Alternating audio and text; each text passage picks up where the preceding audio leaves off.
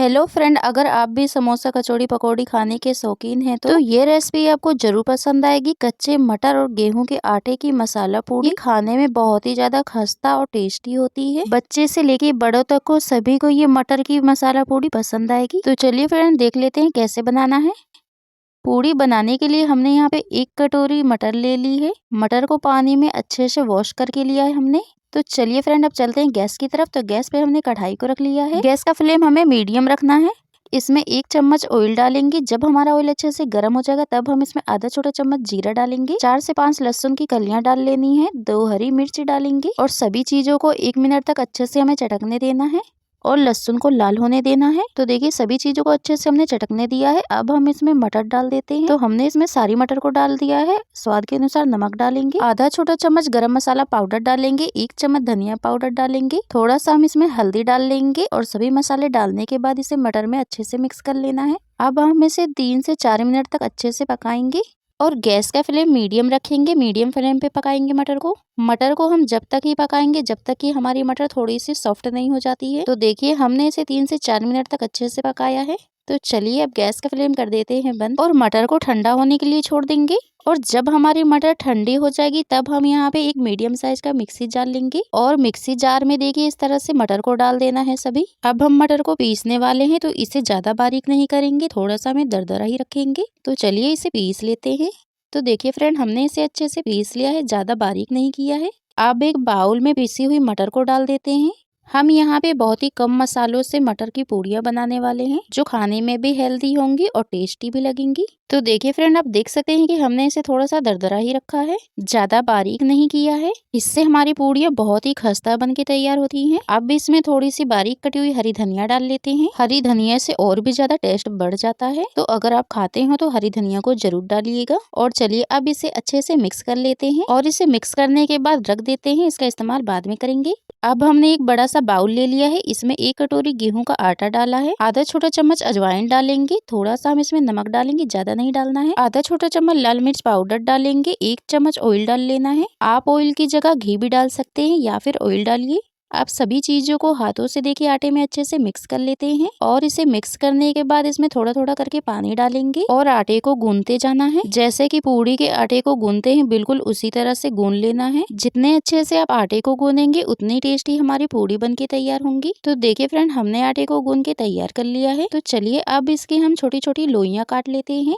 जैसे कि पूड़ी की लोई काटते हैं, बिल्कुल उसी तरह से हम इसकी लोइयां बनाएंगे। थोड़ा सा हमने आटा ले लिया है। अब इसे देखिए गोल शेप में बना लेते हैं। गोल शेप में हमने इसे करके हल्का सा दबा लिया है। तो अब हमने लोई में देखिए थोड़ा सूखा सा आटा लगा लिया है। तो चलिए देख लेते हैं मटर की स्टफिंग को हम कैसे भरने वाले हैं। अब अंगूठे को पूड़ी के बीच में रखेंगे और इसे देखिए साइडों से इस तरह से गोल गोल घुमाते जाना है। जैसे कि कटोरी की शेप होती है, बिल्कुल उसी तरह से हम इसे देखिए कर लिया है। इस तरह से हल्के हल्के से घुमाएंगे। अब हमने लोई को देखिए थोड़ा सा बड़ा कर लिया है। अब हम यहाँ पे मटर की स्टफिंग को लेंगे और हाथों से देखिए इस तरह से गोल कर लिया है हमने। आपकी मर्जी है, आप कम स्टफिंग लीजिए या ज्यादा लीजिए।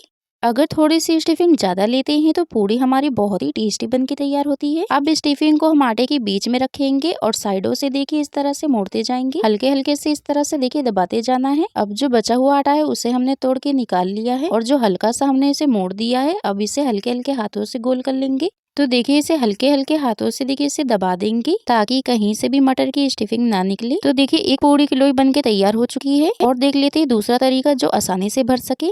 एक लोई को हमने सूखा आटा लगा के देखिए पूड़ी की तरह बेल लिया है। अब हम मटर की स्टफिंग लेंगे और देखिए इस तरह से पूड़ी के बीच में रखेंगे और अब इसे देखिए हल्का हल्का सा इस तरह से मोड़ते जाएंगे। अगर आप इस तरह से भरते हैं मटर की स्टफिंग तो बहुत ही आसानी से भर सकते हैं। अब देखिए, इसे मोड़ने के बाद जो ऊपर की तरफ आटा बचता है उसे हटा देना है और हल्का सा इसे मोड़ के गोल कर लेना है। हल्का हल्का सा दबा देंगे। तो देखिए, पूड़ियों में इस तरह से हमने स्टफिंग को अच्छे से भर लिया है।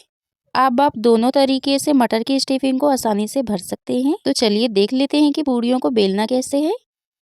एक लोई को हमने यहाँ पे ले लिया है। इसमें थोड़ा सा सूखा आटा लगा लेंगे। आप आटे की जगह ऑयल को भी लगा सकते हैं। और देखिए, बिल्कुल हल्के हल्के हाथों से हमने पूड़ी को बेल लिया है। और आप देख सकते हैं इसमें मटर की स्टफिंग कितने ही अच्छे से दिख रही है। पूरे में बहुत ही अच्छे से मटर की स्टफिंग फैल गई है पूड़ी में।